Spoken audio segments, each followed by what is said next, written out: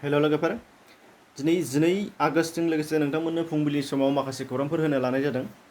दा बे बेलायाव फार्स्टआव नुनो मोनगोन नोंथांमोना आसामनि कर'ना भाइरासनि आपडेट। दा 21 आगस्ट खालि गासै 4 थैबावनाय जादों कर'ना भाइरासनि गेजेरजों आसामाव।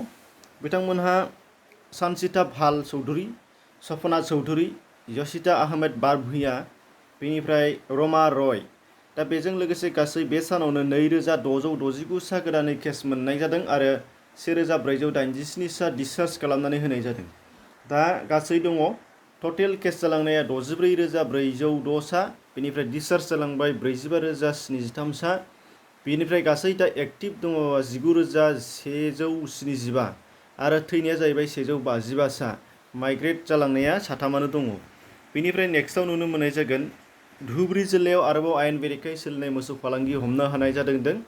21 आगस्ट खालि केप्टेन जेक स्पेर' आरो BSFनि नाजानायाव 150 मोसौ बोखांनो हानाय जादों होननानै धुबुरी पुलिसनि फेसबुक पेजाव होनाय जादों। नोंथांमोनाबो बेखौ नायना लानो हानाय जागोन, स्क्रिनाव देखायनानै होखानाय जादों। दा बेनिफ्राय नुनो मोननाय जागोन मुंदांखा बलिउडनि फावखुंगुर सन्जय दत्त, बिथांनि देहायाव लांस केन्सार जानाय जादों होनदों। दा बिथाङा फाहामथायाव दंगासिनो दङ होनदों आरो खौराङाव फोरमायनाय बादिब्ला बिथाङा दासिम 61 बोसोर बैसोआव हाबगासिनो दङ होनदों। दा बिथांखौ थाबैनो हामफिनगोनखौ मिजिंथियो।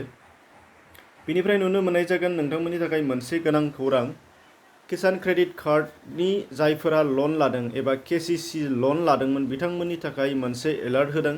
दा बिथांमोना लनखौ 31 मार्चनि गेजेरावहाय सुख'नो नांजोबगोन होनदों आरो बेखिनियाव सुख'नो हायाब्ला बिथांमोननियाव मोनसे खैफोद फैगोन। बे जाहैबाय 4% एबा 4% सुदआव होनांगौखौ 7% सुद होनो नांगोन होनदों, अब्ला 3 बांसिन जाहैगोन, 3%आनो बारा जाहैगोन।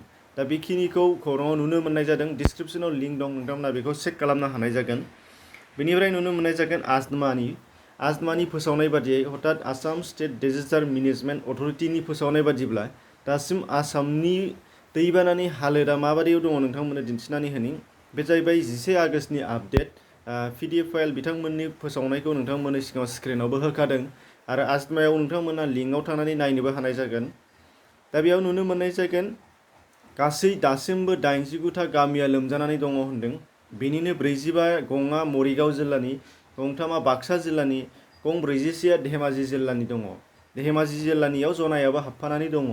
दा बेनिफ्राय गासै 5,984 हेक्टर हा आबाद मावग्राया दासिमबो लोमनानै दङ आरो बेनिफ्राय सुबुंफोरनि बेलायाव 13,866 सुबुङा गोहोम खोख्लैजानानै दासिमबो दंबावो होनदों। दा बेखिनिमोन।